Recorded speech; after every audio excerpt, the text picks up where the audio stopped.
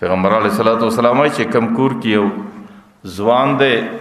یا بوډا دی یا نارینه دی یا زنانه د هغې د قرآن کریم تلاوت کوي، الله تعالی پر هغې کور باندې قبه او خیمه درولي. چې کله د الله تعالی فیصله راورسېږي، د الله تعالی په فیصله باندې هغه بنده د هغه کور څخه وفات نو بیا ملایکې په هغه کور کې راجمعي او د ده دپاره مغفرت او د بخښنې دعاګانې غواړي. او چې کله دی وفټ سي په کفن کې ایښول کېږي، نو پیغمبر علیه الصلاۃ والسلام قرآن بیا په یو روحاني شکل په یو نوراني شکل د ده پر دې سینه باندې په کفن کې ورسره پټ سي. چې کله هغه انسان د کوره څخه پر جنازه واخیستل سي او د قبر په توره کنده کې کښېښول سي، د قبر په توره کنده کې اولنی ملاقات د ده د نکرو د منکره سره کېږي. کله کله هغه په ډېر بیرونکي شکل کې، کله کله هغه په ډېر تیز اواز کې لکه د پیلبو غږ د هغې اواز داسې. لیکن چې کله هغې خدا نه خواسته په یو بیرونکي شکل کې راښکاره سي، نو قرآن کریم د ده د هغه نکر او منکر د فرشتو په مابین کې حایل او پرده سي. دی بیا په هغې مرده باندې د هغه ملایکو د هغه نکر او منکر د هغې بیرونکی شکل نه ویني. نو هغه نکر او منکر قرآن کریم ته وایي چې ته یو طرف ته سه، زموږ مجبوري ده موږ د دې سړي څه سوال و حساب کوو. نو بیا قرآن کریم ورته وایي چې زه د ده څه نسم لرې کېدلی. دا هغه نیک بنده و چې دی په یو حالت کې زه نه یم پرېښی، که به د ده د بیمارۍ حالت هم د زما د تلاوته بغیر ورځ نه تېروله، که به د ده د خوشحالۍ حالت هم یې زما د تلاوته بغیر نه تېروله، که به پر ده باندې د غم حالت و که پر ده باندې د خوشحالۍ و که د مسکنت و که د مصروفیت وخت و، ده به زما تلاوت ته څه وخت ورکاوی چې د کله زه د زندګۍ په یو حال کې نه یم پرېښی، د قبر په یو حال کې زه د ده څه یو طرف ته نسم کېدی. نو بیا هغه نکر منکر دی قرآن کریم ته وایي چې موږ ته د سوال کولو امر دی. نو دی ورته وایي چې تاسو سوال زما څه شاته ورته وکړئ. بیا دی د هغې مرده او د نکر منکر په مابین کې پیغمبر علیه الصلاۃ والسلام بیا د قرآن کریم د شا څه نکر منکر د هغې څه سوال کوي. او دی د دې سوال په دوران کې د مرده ته تسلي ورکوي چې دا ستا اخرنۍ او اولنۍ سختي ده. اوله سختي دې هم دا ده، اخرنۍ سختي دې هم دا ده، د دې څه وروسته به پر تا باندې بیا سختي نه راځي. چې کله نکر منکر سوال ختم سي، نو قرآن کریم هغه سړي ته ډېره تسلي په قبر کې ورکوي. نو بیا ورته وایي چې ما ته اجازت راکړه چې زه د الله تعالی د طرفه ستا دپاره د راحت یو څه اسباب راورسوم. نو بیا قرآن کریم د الله تعالی عرش ته پورته کېږي.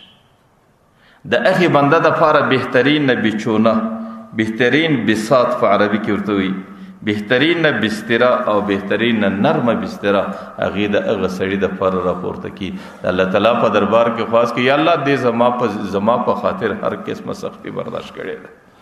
دنیا کې دې زما د تلاوت دپاره هر قسم مشقت برداشت کړی دی، یا الله په قبر کې زما په سپارش باندې زما په شفاعت باندې دته آرامه زندګي ورکړه. نو بیا د قبر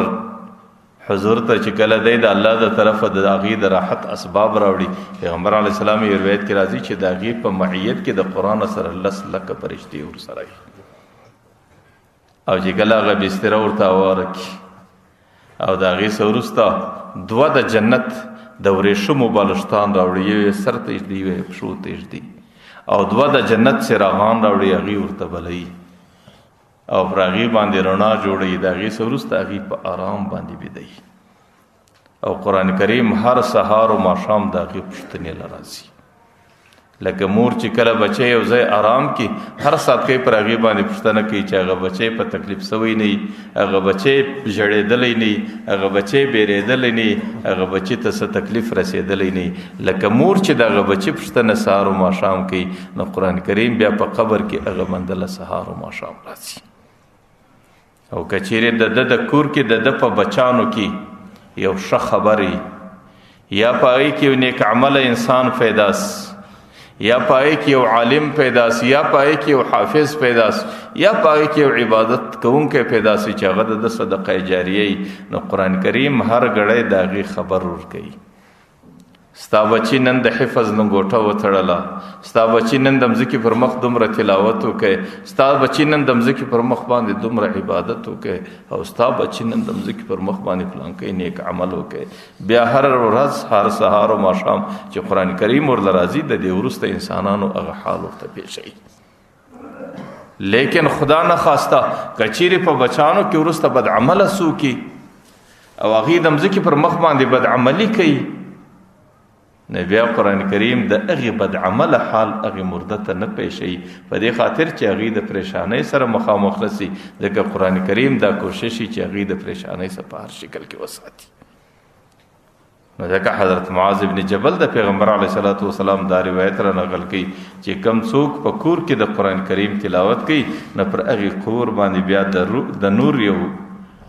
خیمه ولاړی او د هغې په خاطر باندې ملایکو ته د هغې نشاندهي او ملایکې په هغې باندې لار وړاندې پیدا کړي. حضرت ثابت ابن عجلان رحمه الله د پیغمبر علیه صلوات وسلام یو روایت را نقل کوي، هغه وایي د قرآن کریم برکت تعلیم کې عجیبه برکت الله تعالی یې شی دی، ځکه الله تعالی په خپله پیغمبر ته وایي وتلو ما اوحی الیک من الکتاب، د قرآن کریم تلاوت کوه.